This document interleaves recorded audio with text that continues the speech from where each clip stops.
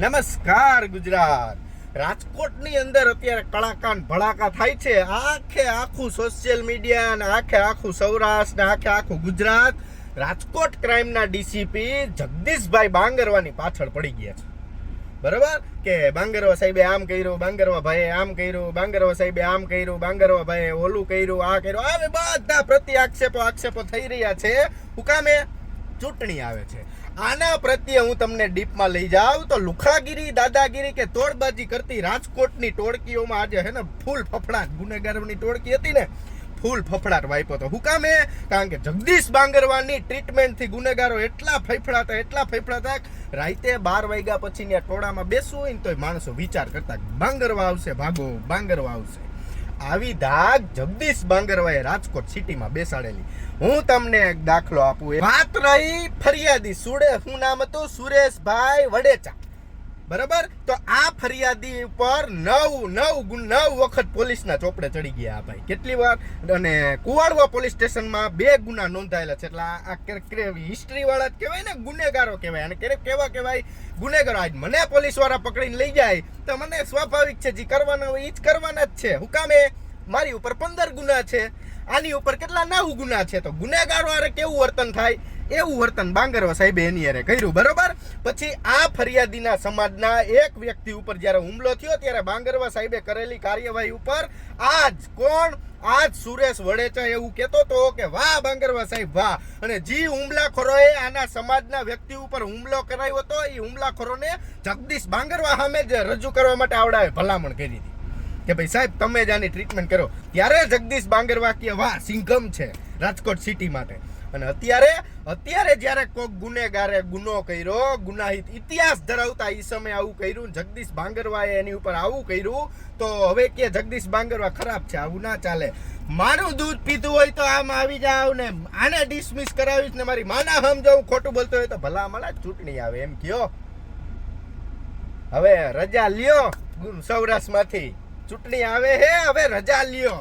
કોંગ્રેસનું નેતૃત્વ ઉપર રહ્યું ને એમાં ધ્યાન દ્યો. અમે પોલીસનો બચાવ નથી કરતા કે પોલીસના સમર્થનમાં વિડીયો નથી બનાવતા, પણ પોલીસે જે કાર્યવાહી કરી છે, પોલીસે જે રાજકોટ સિટીની અંદર જે ગુનેગારી હાથમાં કાબુમાં કરી છે ને એની વાહવાહી છે. મારતા જ હોય. હું જાહેર જીવનમાં નીકળવું હોય, જાહેર જીવનમાં વિડીયો બનાવવા હોય, જાહેર જીવનમાં કોઈક બિલ્ડરના તોડપાણી કરવા હોય, જાહેર જીવનમાં કોઈક બિલ્ડર વિશે ખરાબ વસ્તુ લખવી હોય અને ફોન કરીને એમ કહેવું હોય કે આટલા રૂપિયા થશે નકર આમ થશે, તો બધું સહન કરવાની તેવડ રાખવી જોઈએ. શું તમને એકને નથી મારતા? લગભગ બધા ગુનેગારોને મારે છે. શું કામ મારે છે? ગુનો ના કરે એટલા માટે. શું કામ મારે? સુધરવા માટે. બાકી મને ખબર પડે કે મને કોઈ પ્રકારની પોલીસ વાળાએ મને પકડવો હોય તો પેલા અરજી થાય, અરજીમાંથી મારે એને જવાબ દેવાનો હોય, હું જવાબ દઈ આવું. પછી જો એવું લાગે કે એફઆઈઆર બને છે તો એફઆઈઆર ફાટે ને તો મારી ધરપકડ થાય. હવે આટલી બધી લાંબી પ્રોસેસ કરતા તો ગુનેગારોએ મમરા ભરી દીધા હોય. તો પોલીસ વાળાને કરવાનું હું આમ જવાનું કે પછી નેતાઓ કે એમ જવાનું. આમાંય પોલીસ ભીંટમાં છે. રાજકોટ શહેરના ગુનેગારો ક્રાઇમ બ્રાન્ચના નામથી ફફડતા મિત્રો. કેવા ગુનેગારોનો રાજાશાહી આમ ઠાઠ બાટ કાઢીને જગદીશ બાંગરવાએ એની સામે મોરચો માંડ્યો હતો. એને રાજકીયની બીક નહોતી. જગદીશ બાંગરવા નહીં એનો પરિવાર હતો. જગદીશ બાંગરવાએ રાજકોટના રસ્તા ઉપર નીકળતા તો એને એમ ન થાય કે પેંડા ગેંગમાંથી કે ચડ્ડી બનિયાન ગેંગમાંથી કોઈક મને ગોળી માર દે, મારા પરિવારને કોઈ ગોળી માર દે, તેથી કોઈ ના બોલ્યા. અને એટલા બધા તમે સમાજ પ્રેમી હોય તો જામનગરની અંદર ઓલી એક દલિત સમાજની બેન છે બચારી, કેટલા વિડીયો બનાવે ન્યાય બાબતના, એનું બધું આઈડી બાઈડી બંધ કરી દીધું ને આ બધું કર્યું. બાંધો મોરચો ન્યા ખબર પડે ના મંડાય. ક્યાં મોરચો મંડાય? જ્યાં મતની જરૂર હોય. ક્યાં મોરચો મંડાય? જ્યાં જ્ઞાતિ જાતિના વાણા હોય અને જ્ઞાતિથી મત ભેગા કરીને આપણે ચૂંટણી જીતવાની હોય, માહોલ બનાવવાનો હોય, ન્યા બધા કરતૂતો, ન્યા બધી વાહવાહીઓ થાય તો ટાઈમ મળી જાય. બાકી કોઈને ટાઈમ મળતો નથી.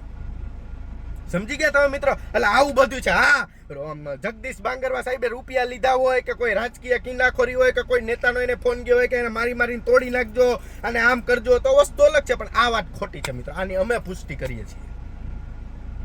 સમજી ગયા? તમારી સાથે જે થયું ને બધા ગુનેગારો આરે થયું. મારી ઉપર 15 ગુના હે, હું ગુનેગાર જ માનું. તો મને બાંગરવા સાહેબ બોલાવીને 2 ફડાકા મારે જ મારે સહન કરવાના. શું કામ? મારી માટે 15 ગુના હે. સમજો છો ને તમે? મારી માથે 15 ગુના છે તો ઈ મારવાના જ છે, કારણ કે કામ આવે આપણે એવા કરીએ. બરાબર? સાચી ખોટી ફરિયાદ કોર્ટને જોવાનું હોય, પણ વિસ્તારની શાંતિ માટે, લોકોની સુખાકારી માટે આ બધું આને કરવું પડે. જગદીશ બાંગરવાએ રાજકોટની અંદર કેટલી કાર્યવાહી કરી? તો કે પેંડા ગેંગના 21 આરોપી ઉપર ગુજસીટોક લાગી, મુરઘી ગેંગના 17 આરોપી ઉપર ગુજસીટોક લાગી, ઓડિયા ગેંગના 11 આરોપી ઉપર ગુજસીટોક લાગી, ચડ્ડી બનિયાન ગેંગના 21 આરોપી ઉપર ગુજસીટોક લાગી. આ કોણ? આના જેવી 5 ગેંગ ઉપર ગુજસીટોક દાખલ કરી ઈ જગદીશ બાંગરવાએ. એમને ગુજસીટોક દાખલ થઈ જાય. જંગલેશ્વરની અંદર ખુલ્લે આમ ફાયરિંગો થતા, રાજકોટની અંદર 4-5 મંડળ રોજ થઈ જતા, ત્યારે કોણ સાંભળતું હતું? જગદીશ બાંગરવા. અને હવે જગદીશ બાંગરવાએ રાજકોટ સિટીને શાંત કર્યું, રાજકોટને શાંત કર્યું. એટલે તમે બધા આવા એની ઉપર પ્રામાણિકતાના કાગળો વિંધીને તમે બધા નેતાગીરી કરવા આવી ગયા. ઈ તમે નથી જોતા ને?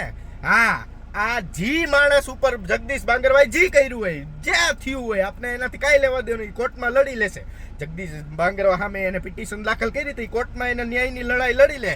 પણ આ લડાઈને સોશિયલ મીડિયા અને સ્ટેજ ઉપર ચડીને ભાષણો દેવા વાળા માણસોને હું વ્યવસ્થિત રીતે કહેવા માંગુ છું કે રાજકોટની અંદર બિહાર જેવી સ્થિતિ ઊભી કરનાર પેંડા ગેંગ અને મુરઘા ગેંગને સારા જાહેર ફાયરિંગની ઘટના બાદ આ જગદીશ બાંગરવાએ બધું શાંત પાડ્યું હતું.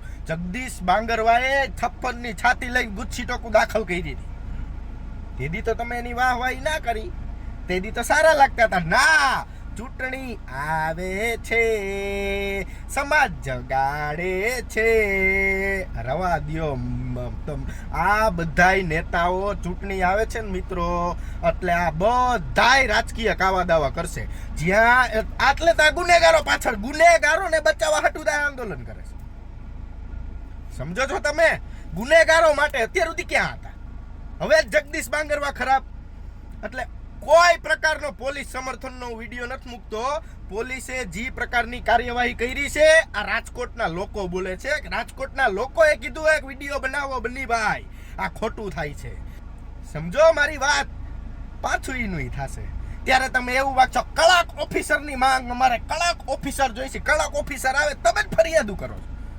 સહન કરતા શીખો. તમારે 3 ગ્લાસ ચા દૂધ પીવું હોય તો ઝાડા થવાની તૈયારી તમારામાં હોવી જોઈએ, કે મને ઝાડા થાશે તો જ દૂધ પીવાય, ને ના પાડી દેવાય. સમજી ગયા? એટલે આ બધાય મિત્રો રાજકીય કાવા દાવા હે. આમાં કોઈ પ્રકારનું કાંઈ હે નહીં. જગદીશ બાંગરવાની આકરી શૈલી છે, ત્યાં હું થયું એ મારો રામ જાણે ને કોર્ટ જાણે, પણ આ ખોટું થઈ રહ્યું છે. બરાબર? એકલા માણસને, એકલા IPS officer Jagdish Bangarwa IPS કેમ થયા? કોક દીક નિવરી ના થાવ ને, નિવરી ના તો એકવાર વાંચજો એની જીવન શૈલી કે એ આઈપીએસ કેમ થયા. બરાબર ને? પછી આવા બધા તમે ગતકડા કાઢજો. અને હજી અમે કઈ છીએ, હજી હું કહું છું કે આઈ સપોર્ટ જગદીશ બાંગરવા ડિસિપ્લિન. આવા જ અધિકારીઓ જોઈશે. અમારા કુલા હોજવાડી દે ને તોય અમને ગમે છે, ગમે છે, ગમે છે, ગમે છે. અને આના વિરુદ્ધ જો કોઈ પ્રકારની બિન અધિકૃત કાર્યવાહી થઈને એટલે અમે પિટિશન દાખલ કરશું. બરાબર? અને કોઈ પણ રીતે પોલીસ બેડામાં ઊંધો મેસેજ તમે બધાય વાયરલ ના કરાવો. જનતા તમે જોજો, આ નેતુડિયું 2-5 ભાષણ કરી, 2-5 સભાઓ કરી અને એની ઘીરે વહી જાહે. એવા લેટર પેડ ઉપર કતરાઈના મુદ્દા લખીને દીધા. કોઈ દી કાંઈ થયું નથી ને થવાનું નથી. શાંતિ જાળવો. બાંગરવા સાહેબની કાર્યવાહી જે કરે ને એમાં સાથને સપોર્ટ આપો. બરાબર? આટલું રાજકોટ શાંત કર્યું છે ને તો હાવ રાજકોટ શાંત કરવાની એનામાં તેવડ છે.